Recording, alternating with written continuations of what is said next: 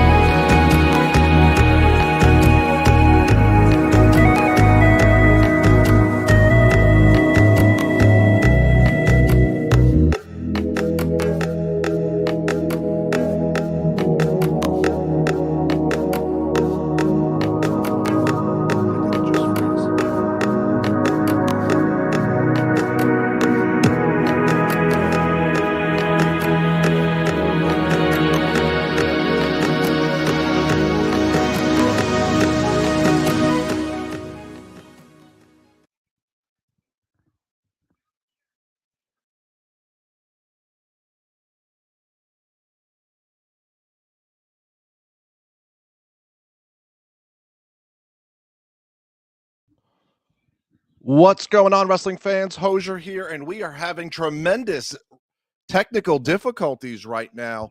I'm Hosier. This is the Wrestlepool YouTube channel, and we are 78 minutes away from a pretty momentous and quite conflicting and sad moment as the legendary icon Sting gives his career comes to a close, and I honestly have no idea what's going on right now with the technical difficulties, but I'm here, and we are going to take you live all the way up to Revolution, or as close to the start of Revolution as possible, if anything works on this computer tonight.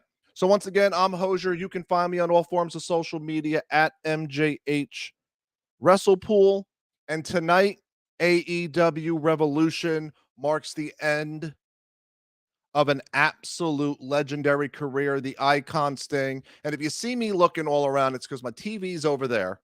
I have the AEW Revolution pre-show that I'm trying to get working. I have my notes and stuff that I want to talk about during our live pre-show. And I'm doing this solo tonight. So really quick, funny story. I spoke for 10 minutes because I thought I was live, and I wasn't live. So my entire pre-show monologue in one ear, out the other, because I was pretty much talking to myself on camera. So we're going to start again, and hopefully we're live, and let's get into it. All right. Are we set here? Do we have everything? Because things are not working right. All right. So Sting, let's get into it. WCW Saturday night for me was must-watch television when I was a youngster.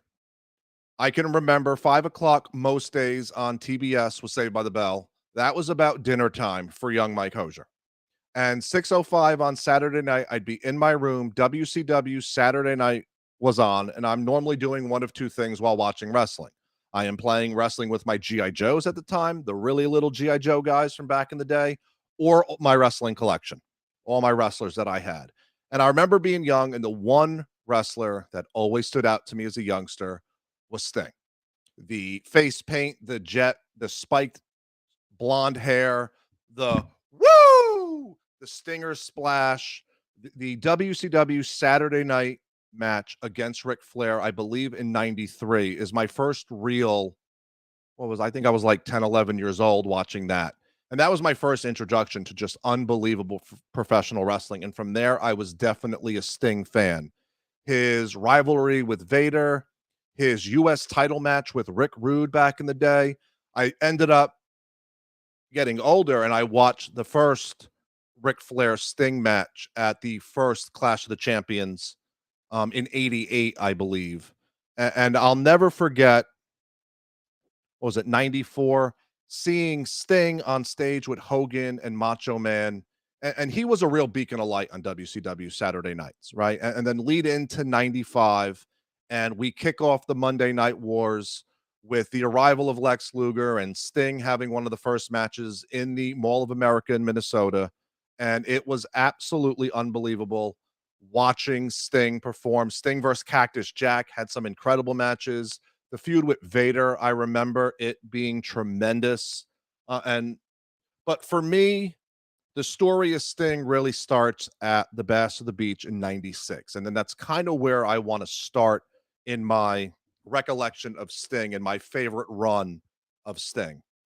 So September of 96, Bash of the Beach.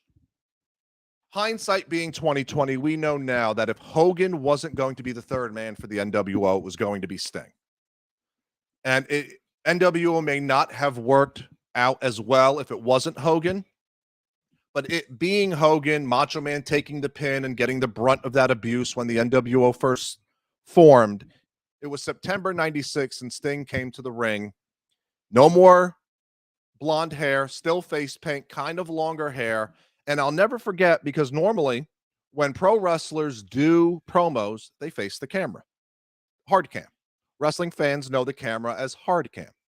And wrestlers normally face hard cam, or if wrestlers who don't know how to face hard cam for wrestling promos, they're normally not doing promos on live television. But that is the first thing that I remember about that promo is Sting turning his back on hard cam, almost to signify that Sting, he turned his back on the fans and WCW. Okay. And he gave the infamous line of the only thing is for sure is that nothing is for sure. He kind of deemed himself a free agent. And this was unbelievable because to have the NWO absolutely running roughshod, they were terrorizing the entire roster. Nobody could stand up to Hogan, Hall, Nash, the Giant, $1 Million Man, and I believe X-Pac or Sean Waltman joined shortly thereafter, and that was kind of the original group. To have Sting kind of turn his back on the fans and to disappear for a while. He was gone for close to a month during that time, and then I want to say it was the lead in to whatever was in November, WCW pay-per-view. It's not coming up off the top of my head right now. But the first time that we pan to the roof, and there is Sting in the rafters with his Best Crow impersonation. The new version of Sting was formed. And this was gripping television because the NWO was doing their thing and they were the hot ticket, and Nitro was the best wrestling show on the planet. I went back and watched Monday Night Raws during those time, and there is no doubt that Nitro with Crow, Sting, and the NWO was the best wrestling show on the planet. And that Crow character was gripping. And was watching a clip earlier. Sting didn't wrestle for 15 months during that. He never spoke. Can you imagine being a professional wrestler on live television and not having to speak for 15 months? WCW, Eric Bischoff created this character beautifully. Having him just be in the rafters, be quiet, be with the bat, just looking and glaring multiple times during a Monday Nitro, all the pay-per-views where he was lurking in the rafters. It was unbelievable seeing that character just develop. And there was nothing else to it. He'd have the crow on his arm. He'd point the bat. He'd come from the rafters like he did last week on his last Dynamite appearance. And all of this was for him to lead to Starrcade 1997. Okay. Now, Starcade, Hogan Sting, that should have been the absolute biggest match in WCW history. And it was billed to be the biggest match. We waited so long, all that time, 15-month build to get him and Hogan in the ring. That was that was in DC where the Wizards played. The oh man, the MCI Center, I think it was called then. And that match had all the makings of an absolute classic. There was supposed to be, and I'll never forget the finish. I was screaming at the TV because it didn't make any sense whatsoever. Nick Patrick was supposed to count fast. It was supposed to be a fast count. The match was going to restart, and something went wrong. Hogan didn't want to do business or whatnot, but it was a regular count. Hogan won clean. Hogan won the match clean, and then they had Bret Hart come out, and they had all this stuff. Regardless, the belt was then vacated the night after, and Sting ended up winning the world title. I think it was Super Brawl on February 22nd in 1998 from Hogan, where it should have been won at Starcade after a 15-month build. And then from there, he won the belt, he lost it, he continued to feud, and then he eventually joined the NWO, and he won the title from Kevin Nash, I believe, again in 99. Wait, hold on, I have it here. And then he won he won the title from Kevin Nash. Then he also won the title from Diamond Dallas Page in 99, which was a tremendous match.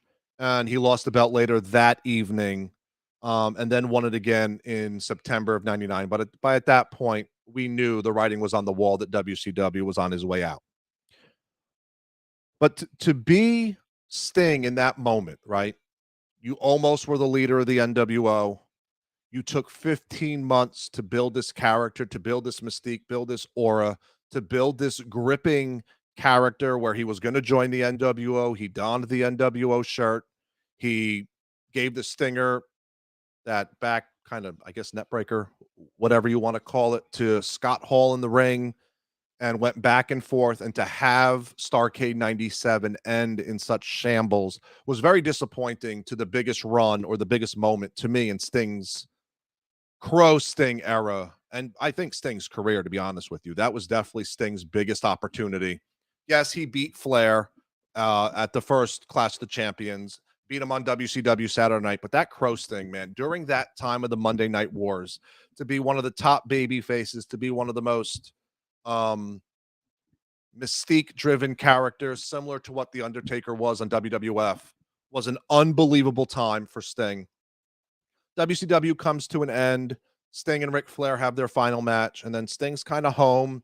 There's a lot of defections, I guess, to WWE at the time. They do the invasion angle.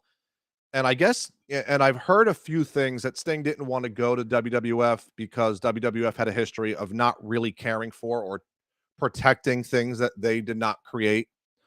So he ended up in TNA, and he had an incredible TNA run as a singles competitor. He kind of did the Heath Ledger Joker crossover Sting, and then he helped start, and he was in the Main Event Mafia. But I mean, his TNA run, he feuded with Kurt Angle, incredible matches, Jeff Jarrett, Samoa Joe, AJ Styles. I think he even had a few matches with Booker T in TNA. It was an unbelievable, and then he just went crazy. I mean, that Joker Sting, I mean, coming off like, that Heath Ledger version of the Crow Sting was amazing. He was goofy. He was going out of his mind. He was cutting these amazing backstage segments. And it's, like everything else, good things come to an end in TNA, and, Survivor Series. Oh, man. Triple H was in the middle of his Authority angle run, and you had Survivor Series, the music hit, Sting came down, attacked Triple H. They had their big match, which ended up being a nostalgic match at WrestleMania. I think that was 31. And he challenged Seth Rollins. He got hurt. And then a few years later, well, many years later, he decides he's going to have one last run in AEW. And I went back and I did some research on his AEW run, and it's been quite impressive. He's had some tremendous matches in tag team matches with Darby Allin. He's had some unbelievable moments in AEW, and none greater than that promo he cut 2 weeks ago on Dynamite. Not gonna lie, that might have been one of Sting's best promos I've ever heard him cut since, to me, that promo in '96. He's had some good ones through his time after the Crow Sting in TNA. Some promos with Main Event Mafia were very good, but that promo to the Young Bucks was outstanding. That was as Michael Cole would say, vintage Sting right there. So tonight, AEW Revolution. There's only one real place it can end. We are 66 minutes away from the start of Revolution. We all know how the match is going to end. And I wish we didn't. I wish there was a chance that this man could go out on top and not lose to the Young Bucks tonight. But we all know how it's going to end. And this is a big deal. There's a generation. I mean, I'm 42 years old and I'm a 30-year wrestling fan. And I don't remember professional wrestling without the Stinger. I don't remember it. He's been off at times, not on a major promotion, but it is so weird to have a wrestling time and watching wrestling TV consistently.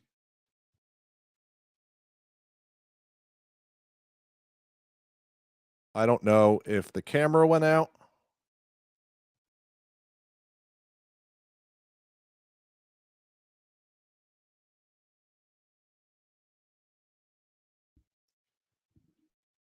All right.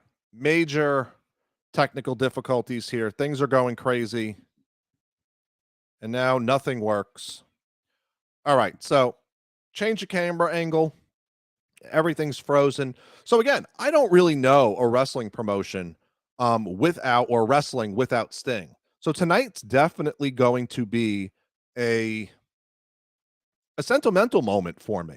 Watching the Stinger for the last time.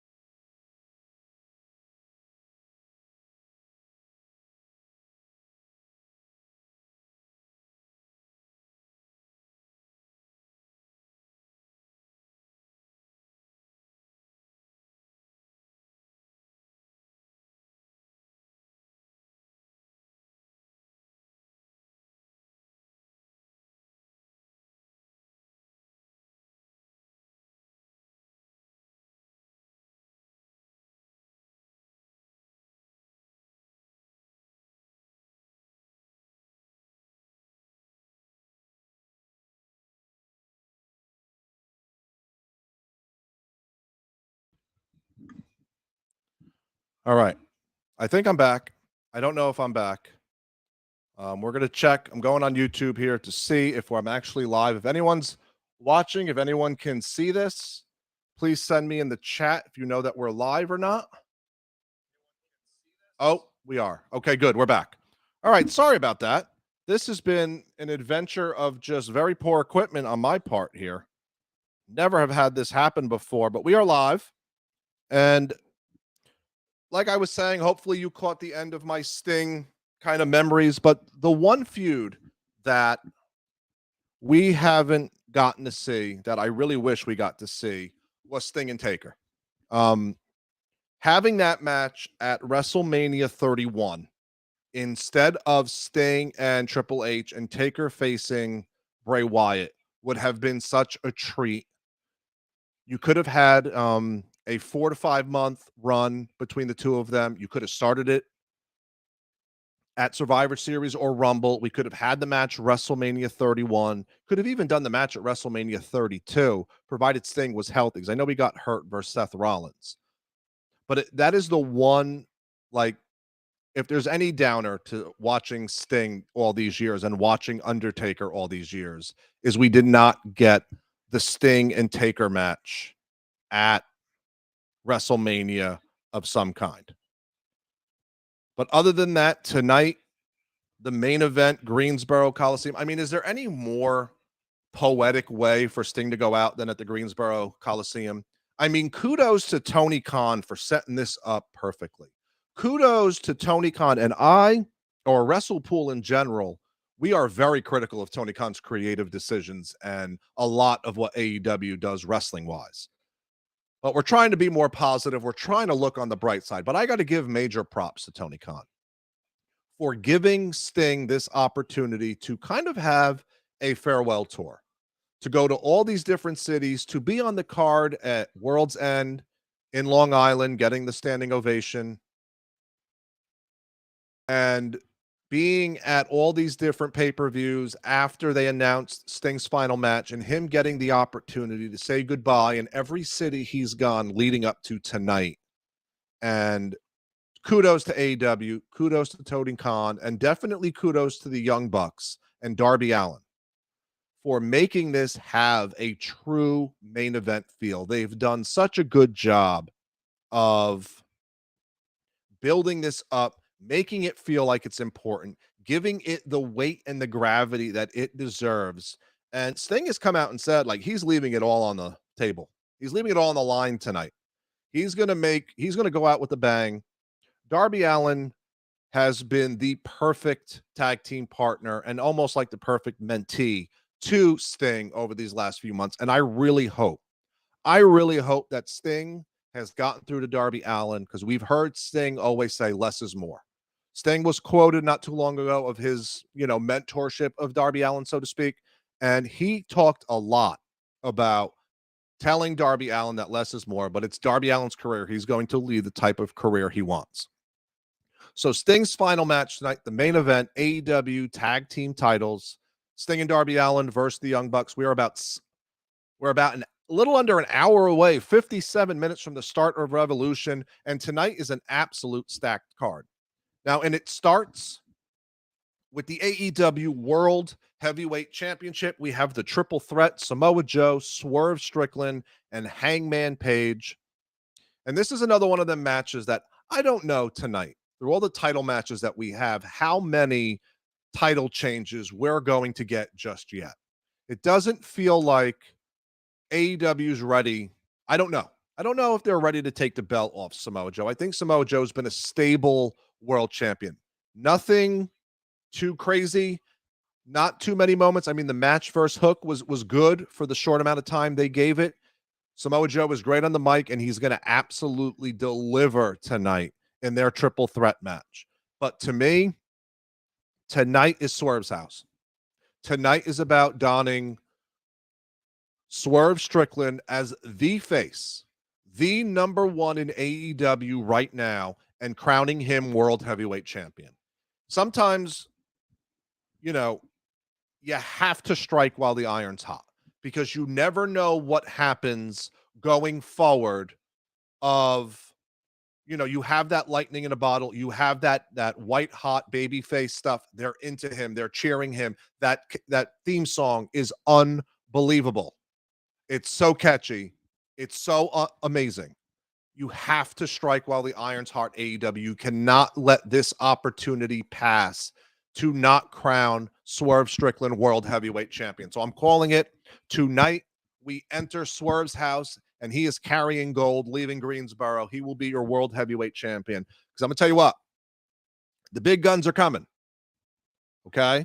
Like I said at the beginning, an era closes tonight with Sting's retirement and his last match. But another one starts tonight, and it is the Will Ospreay era of AEW. And this signing is massive, right? Having Will Ospreay, and there are the rumors that Kazuchika Okada is on his way this Wednesday night, that he is going to be on AEW TV, signed, sealed, and delivered March 6th. A lot of rumors of that coming to fruition. And at some point, Kenny Omega is going to come back. So now you're going to have, on one roster at the top of the card, you're going to have Kenny Omega, Will Ospreay, Kazuchika Okada, Jay White, if they ever get him out of the kibosh that he's in, a returning MJF at some point, a healthy Adam Cole. There's not going to be much room at the top of the card for any one of these three superstars if you wait any longer to transition that belt while Swerve Strickland is this hot and he has this much favor with the AEW audience. It's going to be incredibly hard for him to keep up that momentum with an absolute stacked roster that AEW has. And we are entering a new era, a much better wrestling era of AEW than we've had for a while. And as I speak of Jay White, he is now on our TV entering with the Gun Boys, right? That's their name. So that's my thoughts on the AEW World title. I think the Swerve and Hangman feud will be ongoing. They will always, when there's nothing left for them to do and they don't go their separate ways, you can always rekindle this rivalry and they will always put on tremendous matches. They work so well together in the ring. We are so looking forward to what they do, but tonight's definitely the time to kick off the Swerve Strickland era of AEW. So that's my call for tonight. The AEW women's title match, to me, has a chance to really steal the show. And I'm a little disappointed that on the main show, this is the only women's match of the evening. And I hope that it does it justice, because this match could be an absolute banger of a match between these two. I absolutely love the character work of Toni Storm. I absolutely love the delivery and how AEW is presenting this character on their TV. The black and white effect, her promos, her style, the way she talks, the humor in which she talks has been unbelievable. And Deonna Purrazzo went back, watched some of her old matches. She's there, man. She's definitely ready to carry the AEW women's division going forward, because that's another division where major players are coming. Okay, the AEW women's division, I can see either side. Do we want to keep the belt on Toni Storm, and do we want to have her go into I believe the next pay-per-view is in April. I think they're calling it AEW Dynasty. I think that was the rumor I saw on X. But even going into Double or Nothing, we all know what's happening in Boston on March 13th. It's big business. And no, AEW fans, it is not for Big Bill. Me and Bear, we often laugh when we hear that name. We think Big Bill is the worst name in professional wrestling, but it would be great if Big Bill went to Boston and did big business. But we know it's about Mercedes Moné. We know she's coming. She's all elite. She will be there March 13th in Boston, and the entire women's division is going to step up. We're also going to have the return of DMD, Britt Baker. So the winner of this match is going to have no shortage of bona fide stars to wrestle in the women's division. Julia Hart, star. Chris Statlander, up and coming star. Jamie Hayter, when she gets healthy, potential star. Bringing up Athena from ROH and putting her into the Dynamite Collision mix of the women's division, stacked. That women's roster, again, AEW is totally entering a new era after tonight. This era of, I guess, the sports entertainment version of AEW is kind of going to go by the wayside because we are going to get down to some nitty-gritty professional wrestling, the way AEW was intended and the way it was back in 2019 and 2020 before Hunter took over, and now we have two real pro wrestling companies. So I can see either side winning the match tonight between Toni Storm, Deonna Purrazzo. I am definitely looking forward to it. We are 50 minutes away. We have Bang Bang, whatever Max Caster and Jay White's group is called. They're facing a group as well.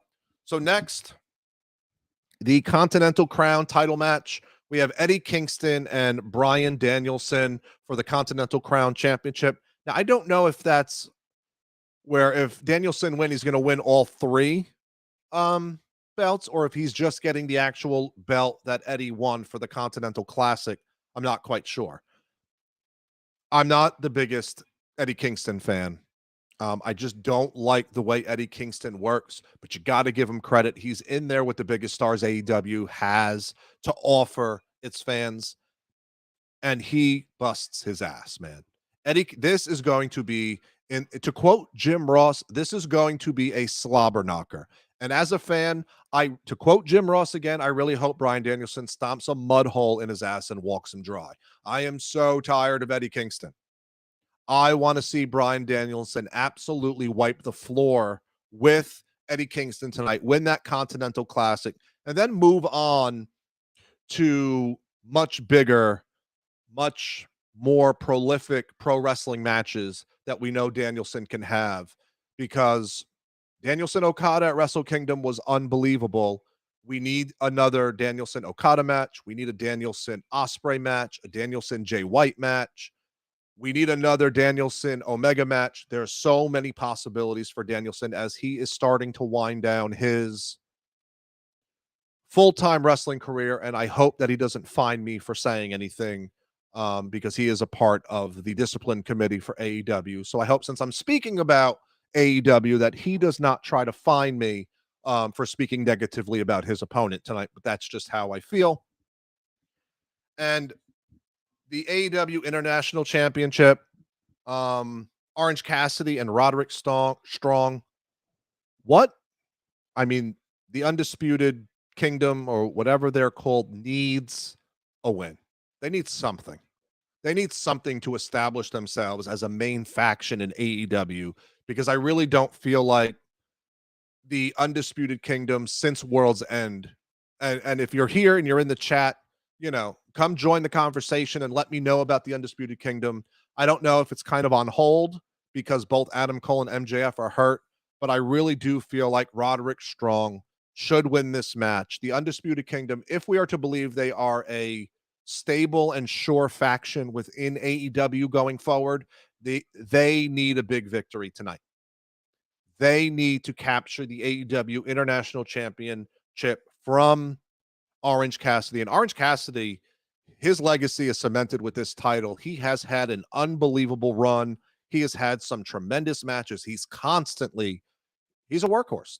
Like I always say, part-time wrestlers, the best ability is availability, and Orange Cassidy is always available. He puts on good matches no matter when he's in the ring. Not a personal big fan of his gimmick. I'm really not. I don't get it. I don't see what the point of it is. The entrance music is good. The introduction of how they introduce him, from anywhere, weighing anything, or however he says it, a lot of fun. But tonight is Roderick Strong's night. It's the Undisputed Kingdom's night. We need to see a big win for this faction, and I think it starts with Roderick Strong beating Orange Cassidy. Doesn't have to be clean. The Undisputed Kingdom will get involved, and we need a good victory, a strong victory, and we need to set up the Undisputed Kingdom going forward so that they can be established as a top faction, because there's a lot of factions in AEW. Okay. And we want them to kind of be at the head of the table, no pun intended. We want them lined up with Adam Cole, hopefully getting healthy, to really make some big noise and really be the disruptors of the faction within AEW. So my prediction is Roderick Strong doesn't win clean, but he captures the international title tonight from Orange Cassidy. And then the new era begins. Ospreay versus Takeshita. This is the match of the night. If AEW does not give this match 20 to 25 minutes to be an absolute classic, Tony Khan, put down the headset and walk away. You got to know when to fold them. Walk away. You need to give this match 25 minutes because this is going to be an absolute clinic in professional wrestling, as most Ospreay matches are. And this is going to be Takeshita's real coming out party here in the States. So if you're watching this stream, Takeshita Ospreay is going to be a banger. I have no doubt that Ospreay should get the win. And in our last AEW review after Dynamite, Bear made a good point that he doesn't think Ospreay is going to last very long in the Callis family. So whether it be, and most likely be, a turn on Ospreay from the Callis family or Ospreay kind of just walking away, but that could be a first real test and rivalry for Ospreay in these leading months that he has joined AEW, to face the different members of the Callis family, and most notably have several absolute banger matches with Takeshita because he is a superstar waiting. He's on his excursion from New Japan. Once he goes back, he is going to do amazing things for New Japan. Or I don't know if he can not go back to New Japan. Could he just stay in AEW and just be a real dominant singles competitor for AEW? And I'm not quite sure how the New Japan excursions work with between New Japan and the companies that these men and women go to. But him staying or him going back, he's set up to be an absolute star. And Christian Cage is my father or my daddy or whatever the shirts are. We got Christian Cage versus Daniel Garcia for the TNT title. I don't think Daniel Garcia has a shot to win this match. Christian Cage is keeping that belt by any means necessary. We all know there will be future Christian Cage versus Adam Copeland matches tonight. Not tonight, but in the future. But tonight, I don't think there's any doubt that Christian Cage holds that belt. Probably not going to be a clean fight. I'm sure we're going to get an Adam Copeland signing tonight. They're probably going to set up the next phase of that feud as we lead into Dynasty and Double or Nothing. But Christian Cage gets the win. I'm sure it won't be clean as he has his faction behind him. And then we have the tag team match. We have FTR versus Moxley and Claudio Castagnoli. And I just hope that John Moxley can go 2 consecutive showings without bleeding on television. I hope that this, FTR to me is the best tag team in the world. They put on clinics every time they're in the ring. They are a tremendous tag team. They'll be feuding with the Bucks again. We'll have FTR Bucks. I don't know, is it 3 or 4 coming up? But tonight, this could be a fun match. It's personal. There's history there. They're all former WWE. They all have their roots here in AEW. John Moxley, probably the most successful of the WWE AEW crossovers. And this should be a very physical contest. And I hope that FTR puts on a real tag team wrestling clinic. And I think FTR gets the win. I don't see Blackpool Combat Club winning tonight. I think we're going to set up FTR for a future tag title reign. But it's going to be and should be a classic tag match for sure. And then finally, we have the All-Star 8-man scramble. And this is just, to me, one of those matches just to get more guys on the card. To me, in the place of this match, we should be getting a Julia Hart match.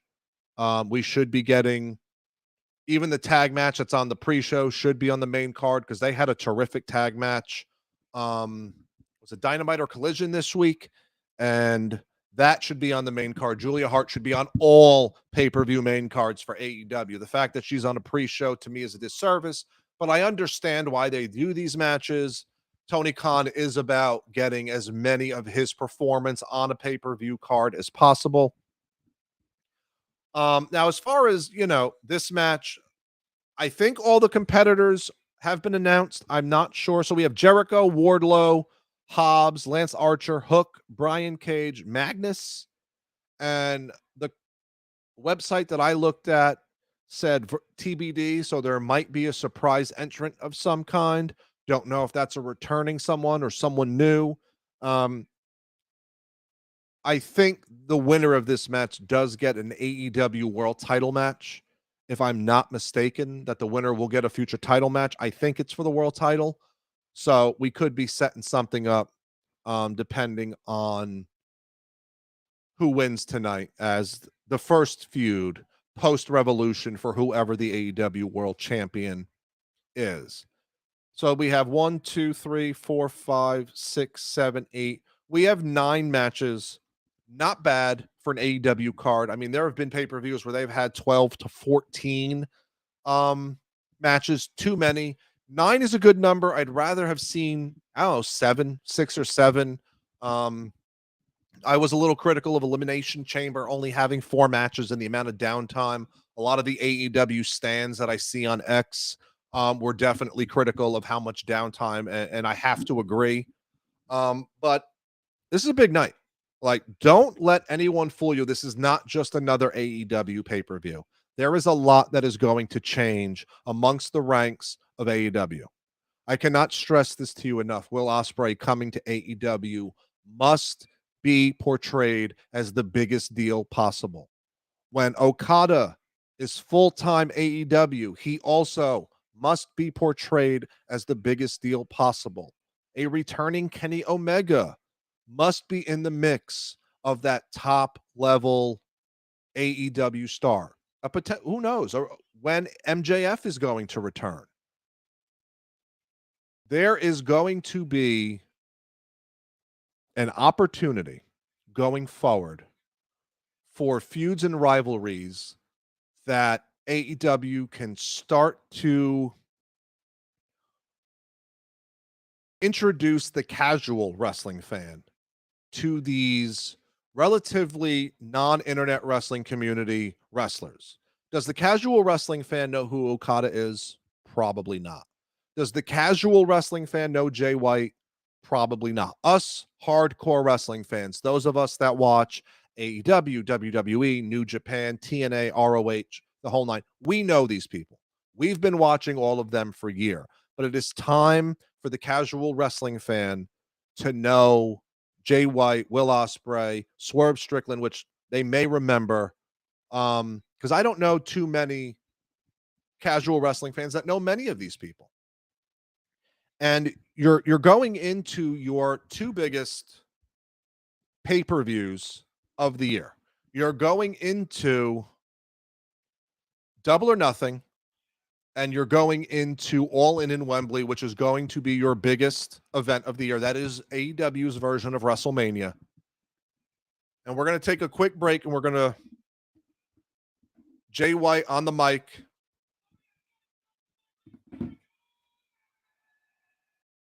Jay White hyping up the crowd here. Just kind of feels weird that he's in this massive faction. He's unbelievable. Like if you are not and haven't watched Jay White wrestle one-on-one, you need to sign up for New Japan World. You need to go find his matches. And I'm trying to think off the top of my head. I mean, his matches with Ibushi, his matches, I believe, with Okada, he's world class. He's second to none.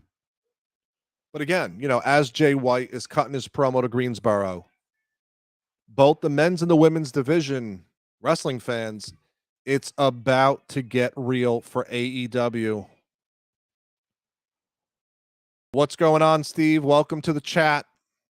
Let me know where you're from. Let me know what you think of tonight's card for Revolution. Business is going to pick up for AEW. And men's and women's division. So it is so important that tonight we begin to set up these new feuds, these new rivalries, and we start to portray the top level talent on TV regularly. And it goes back to something that myself and Bear have been harping on now for a while. We need to begin to limit outside promotions in AEW. And not because they're not good wrestling. I know we just want to see good wrestling, right? We want dream matches. Everything with AEW seems to be a dream match. All the dream matches are on your roster. All the big names that are on this roster, the names that are coming. And I mean, a returning Britt Baker, a debuting Mercedes Moné is going to elevate that entire women's division even higher than it is with the big time match that we have tonight between Toni Storm and Deonna Purrazzo. So important that AEW comes out of tonight as we close the Sting era, that we position those that we want on the top of the card at the top of the card, and we position the right people at the top of the card, which is why I'm such a strong advocate for Swerve Strickland winning tonight. He needs to be the champ going into these pay-per-views. He probably has the biggest reaction from fans. He's probably the most popular AEW wrestler right now. He's probably right now more popular than Jay White. He probably right now has a bigger reaction than Will Ospreay. And I'm not saying he's better or, he's not better than Ospreay. He's not better than an Omega or a Jay White or an Okada that's coming. But Swerve Strickland's your biggest guy right now. You got to strike. You got to catch this lightning in a bottle with him and putting that title on him and then taking Swerve Strickland and putting him in feuds with some of these top guys is going to set AEW up for a long run of successful wrestling on TV. At the end of the day, that's what we want. Wrestling fans want big-time wrestling matches with their biggest stars, which is why ending some of these partnerships with some of these promotions, to me, is critical. You can't have CMLL taking up 3 or 4 matches on your card when you have a roster like this. You need to start featuring your wrestlers. You need to start featuring your rivalries. It can't be rivalries with other promotions. That's what Forbidden Door is in June. That's why you have a Forbidden Door pay-per-view. You do that after Double or Nothing, leading into Forbidden Door at the end of June. And then once Forbidden Door is done, you flip the switch on storytelling and feud building for All In Wembley. This is a big night. I am not going to lie. We are approaching 1 hour of being live as we get ready for, to me, is a big night in AEW. But Forbidden Door is for that purpose. It's for these other promotions to come in and you guys do business together, but do business in moderation or in times where it fits. Year round, inviting these other promotions in does not, then what's the point of Forbidden Door? There is no point for Forbidden Door if we get it week in and week out. I can't stress this enough. I'm trying to be positive here. I want to be an AEW fan. Me and Bear, from 2019 to 2021, I mean, we were all in. Literally, no pun intended, we were all in for AEW. We weren't even watching WWE because the wrestling was amazing, because the storytelling was a little bit better than it is now, because it was new. And they were the new promotion. And it was fresh. It's not fresh anymore. It's not new. You've been around 5 years. You got to re-engage what made you special at the beginning. And that's putting your best professional wrestlers in the best positions possible as a professional wrestling promotion. Stop with all the outside promotions. Focus on your roster. Tonight is massive. I am so looking forward. There are so many good matches tonight. And again, you have Mercedes Moné.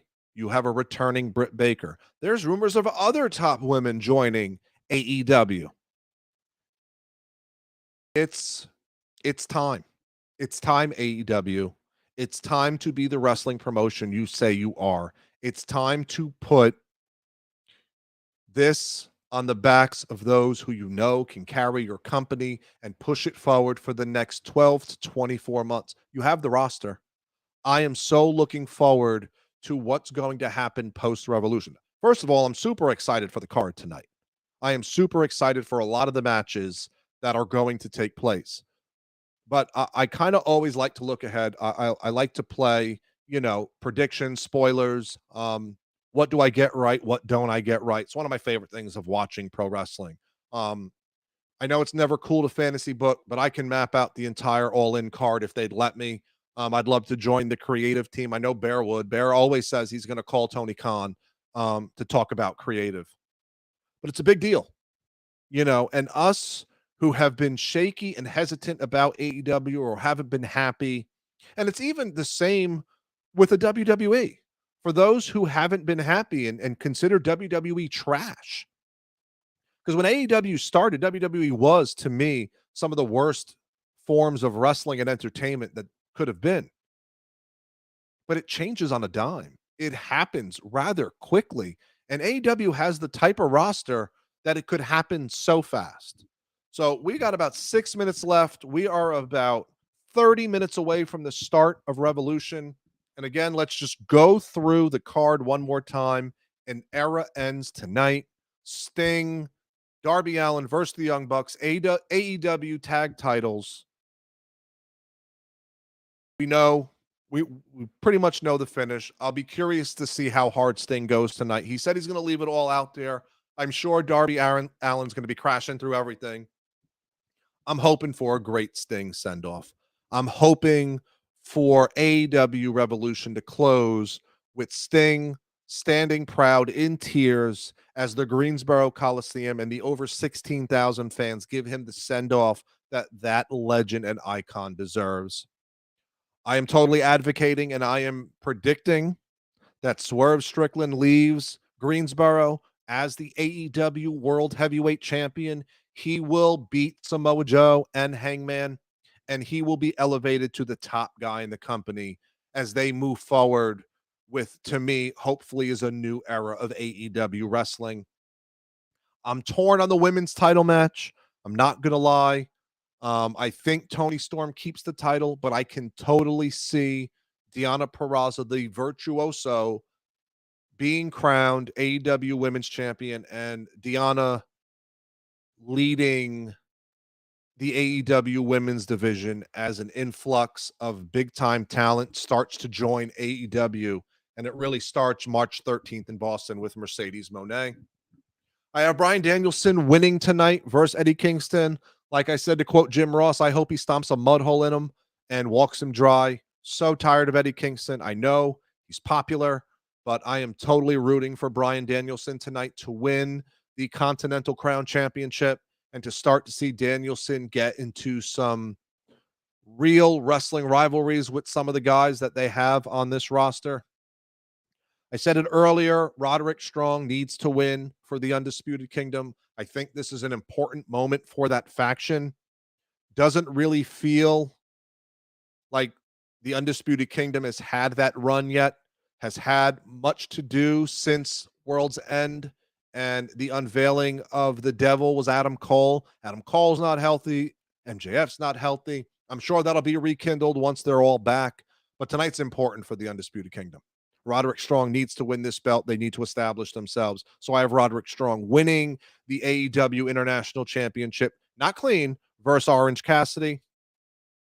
AEW needs to give Ospreay Takeshita 20 to 30 minutes to put on an absolute classic professional wrestling match. I'm so looking forward to the Ospreay era, and this is why. He is a huge reason why I've been saying for the last hour, this is a new era of AEW. The Ospreay era is here, ladies and gentlemen, and he is going to elevate all the professional wrestling. He has to. He has to put it on his back.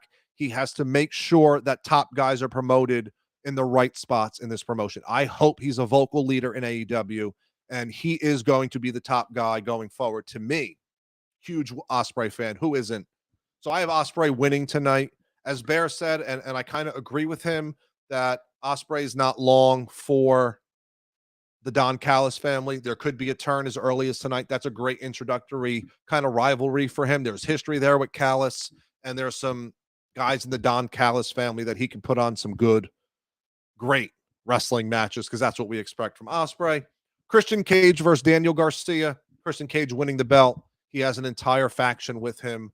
I am sure it's not going to be a clean finish. We might even get an Adam Copeland sighting tonight. He could be back to start the next phase of that rivalry with Christian leading into Double or Nothing or All In Wembley. And then the last two matches, we're going to have a very physical tag team match, FTR versus Moxley and Claudio Castagnoli, the Blackpool Combat Club. That should be a clinic in tag wrestling.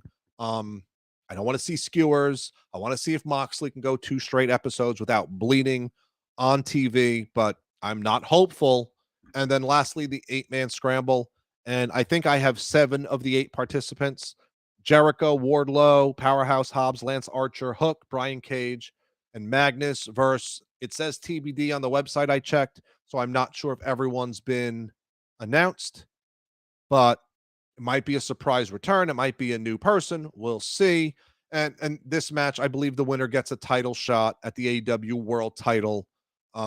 So whoever wins this, to me, will be facing Swerve at some point in the near future. And then things start anew for AEW, and it's going to be exciting. And we are 25 minutes from Revolution. I hope you enjoyed this coverage. It is a momentous and sentimental night because the Icons thing is calling it quits. And all over X today, all over social media, everyone's been sending their love. All the people that have worked with him in his 40-year career have sent love. And one thing I really hope Ric Flair doesn't get involved. Did anyone see the Nature Boy throw a punch on Dynamite? For the love of what is holy, like Swiss cheese, AEW, keep Ric Flair out of the ring. Don't do that to the man. Let Sting and Darby Allin carry, please. For the love of what is, oh my goodness, no one wants to see Ric Flair in the ring anymore. Nobody. Keep him out of the ring and let them have a great tag match and let the Young Bucks and Sting and Darby Allin put on a great main event for Revolution. So that's it here. We are 24 minutes away. I am so looking forward to tonight. And there is a lot of great content coming up for Wrestlepool. Bear will be back tomorrow night. We will be doing our live Monday Night Raw post show as we normally do. Bear is out right now on family obligations. I missed him. He's my favorite person to talk wrestling with. So at Chris Bear _ Wrestlepool, definitely check him out. We'll be back Monday, post Monday Night Raw episode. I will be jumping on sometime Tuesday to do a New Japan Cup preview. I'm really looking forward to some of the matches that the New Japan Cup has in its first round, and also some of the potential matches later on in the tournament. As the tournament gets underway March 6th with like 3 or 4 matches. Jack Perry's in it. Zack Sabre Jr.'s in it. Evil's in it. Shota Umino is in it. There is a tremendous amount of talent in that New Japan Cup. So I'll be on sometime Tuesday, March 5th, with a live preview of the New Japan Cup. We'll go match by match, wrestler by wrestler, talk about their chances of winning, and the winner of the New Japan Cup goes on to Genesis, gets a world title match versus whoever the champion's going to be. So we are really going to be pushing content out for all of you. So check out the Wrestlepool channel. Check out our WrestleMania 4 through 10 review. And stay tuned for our WrestleMania 11 through 20 review. We are absolutely going to crap on WrestleMania 11. And we are currently en route to watching WrestleMania 13 and 14. So we're live every Monday. Oh, Tuesday night's also Roadblock. So we'll be here Monday, Tuesday, Wednesday night, Friday night for SmackDown. Wrestlepool has you covered with live post-show reaction. We are heading to the road to WrestleMania. We will be live streaming both nights of WrestleMania here. And there might be a live report from WrestleMania on the Wrestlepool YouTube channel, as we may have a guest live from Lincoln Financial Field for WrestleMania. So again, Mike Hosier, Wrestlepool YouTube channel. Thank you for watching the Wrestlepool AEW Revolution preview show. If I can get my computer to work effectively and I don't have any more technical difficulties trying to order and buy Revolution, I'll be here post-Revolution giving my thoughts on what took place on Revolution. So I'll probably see you about midnight tonight. Once again, Hosier for Wrestlepool. This has been our live Revolution preview show. I hope you enjoyed it. This is Wrestlepool for life.